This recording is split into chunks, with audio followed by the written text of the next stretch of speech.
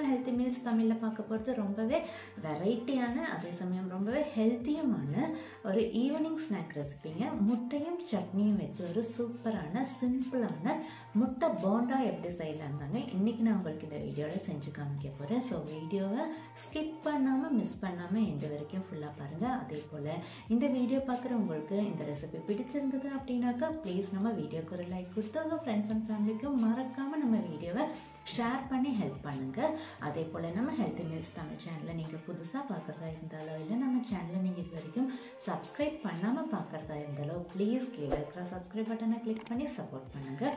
கூடவே இருக்கிற bell பட்டனும் press பண்ணி ஆல்ட்ர ஆப்ஷனும் செலக்ட் பண்ணிக்கோங்க. அப்போ தான் நம்ம சேனலில் வர அப்கமிங் வீடியோஸ் உங்களுக்கு உடனே நோட்டிஃபிகேஷனில் வரும். இப்போ நம்ம முட்டையும் சட்னியும் வச்சு ஒரு சூப்பரான முட்டை போண்டா எப்படி செய்யலான்னு பார்க்கலாங்க. முட்டை போண்டா செய்கிறதுக்காக ஃபஸ்ட்டு ஒரு சட்னி தேவைப்படுதுங்க.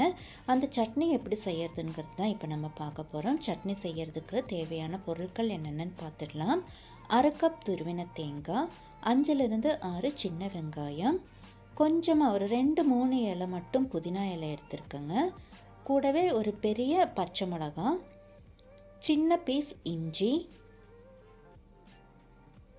1/2 கை அளவுக்கு மல்லி இலையும் எடுத்திருக்கேங்க. இது கூட புளிப்புக்காக 1/2 லெமனும் எடுத்திருக்கேன். இது எல்லாத்தையும் ஒரு மிக்ஸி ஜாரில் போட்டு நல்லா ஃபைன் பேஸ்ட்டாக அரைச்சி எடுத்துக்கலாங்க. இதில் நான் தண்ணியெல்லாம் எதுவும் சேர்க்காம தான் அரைக்க போகிறேன். அடுத்ததாக முட்டை போண்டா செய்யறதுக்கு நமக்கு முக்கியமான பொருள் முட்டை தேவைப்படுதுங்க. 4 முட்டை எடுத்து நல்லா அவிச்சு இந்த மாதிரி 2ஆக கட் பண்ணி வச்சுருக்கேன். 2 இல்லை 4 பீஸாக கூட நம்ம கட் பண்ணிக்கலாங்க. பட் நான் இங்கே 2 பீஸாக தான் கட் பண்ணியிருக்கேன். இப்போது நம்ம அரைச்சி வச்சுருக்கிற இந்த சட்னியில் நம்ம கட் பண்ணி வச்சுருக்கோம் இல்லையா முட்டை, அதோட உள்ளே இருக்கிற இந்த எல்லோ பார்ட்டு மட்டும், அந்த யோக் பார்ட்டு மட்டும் அந்த சட்னியில் போட்டுக்கணுங்க. அதே சமயம் நம்ம இந்த யோக் எடுக்கும்போது யோக் உடஞ்சா பிரச்சனை இல்லை, பட் நம்ம இந்த வெள்ளை பார்ட் இருக்கு இல்லைங்களா, அது மட்டும் உடையாமல் பார்த்துக்கணும்.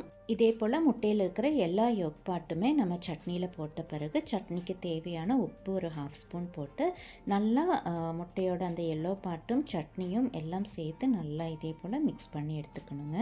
நல்லா இந்த அளவுக்கு மிக்ஸ் பண்ணி விட்ட பிறகு சின்ன சின்ன பால்ஸாக எடுத்து இந்த மாதிரி கை கடியில் வச்சு உருண்டை பிடிச்சிக்கணும்.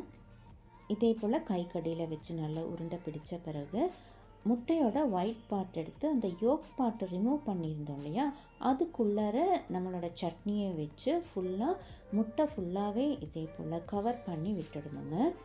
நல்லா ஃபுல்லாக டைட்டாக கவர் பண்ணி விட்டுடணும். இந்த மாதிரி நம்ம ஒரு சட்னி ப்ரிப்பேர் பண்ணி அது கூட யோக்கும் நல்லா மிக்ஸ் பண்ணி விட்டு முட்டைக்குள்ளே வச்சு இந்த மாதிரி நம்ம செட் பண்ண பிறகு அதில் நம்ம போண்டா பண்ணால் அதோட டேஸ்ட் A1 இருக்குங்க. நான் இதே போல் எல்லா முட்டையிலையுமே சட்னி ஃபுல்லாகவே செட் பண்ணி வச்சாச்சு.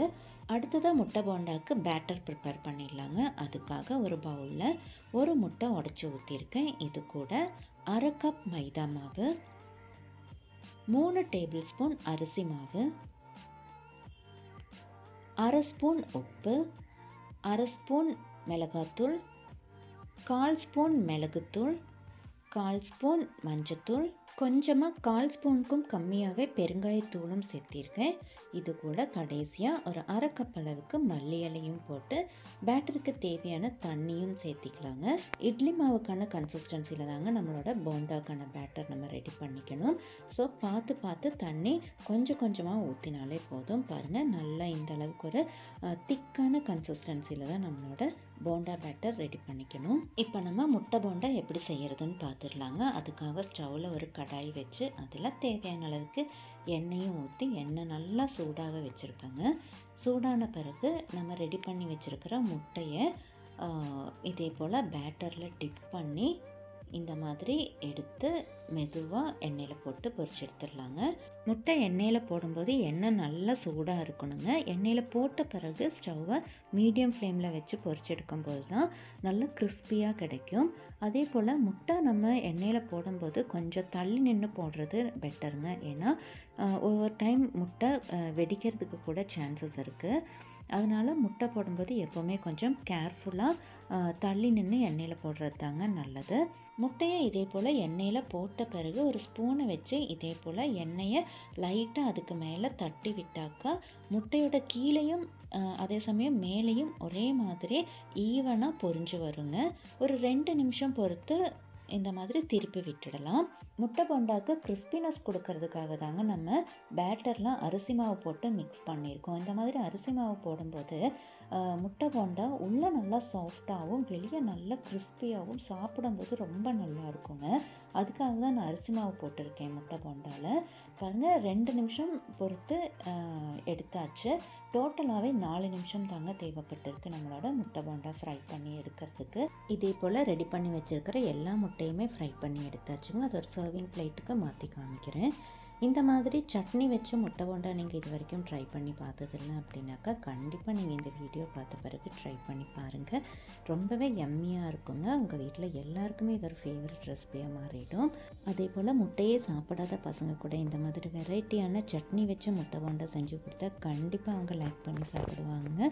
ஸோ நீங்கள் கண்டிப்பாக உங்கள் வீட்டில் இந்த முட்டை போண்டா ட்ரை பண்ணி பாருங்கள். ட்ரை பண்ணி பார்த்துட்டு எப்படி இருந்ததுங்கிற கமெண்ட்டை மறக்காமல் நம்ம வீடியோக்கு கீழே மென்ஷன் பண்ணுங்கள். இப்போ இந்த முட்டை போண்டா எந்த அளவுக்கு கிறிஸ்பியாக, அதாவது வெளியே எந்த அளவுக்கு கிறிஸ்பியாகவும் உள்ளே எந்த அளவுக்கு சாஃப்டாகவும் இருக்குன்னு கட் பண்ணி காமிக்கிறேன் பாருங்கள். வாவ், சட்னி வச்ச முட்டை போண்டா எந்த அளவுக்கு சூப்பராக இருக்குது உள்ள அப்படிங்கிறது உங்களுக்கு பார்க்கும்போதே தெரியுங்க.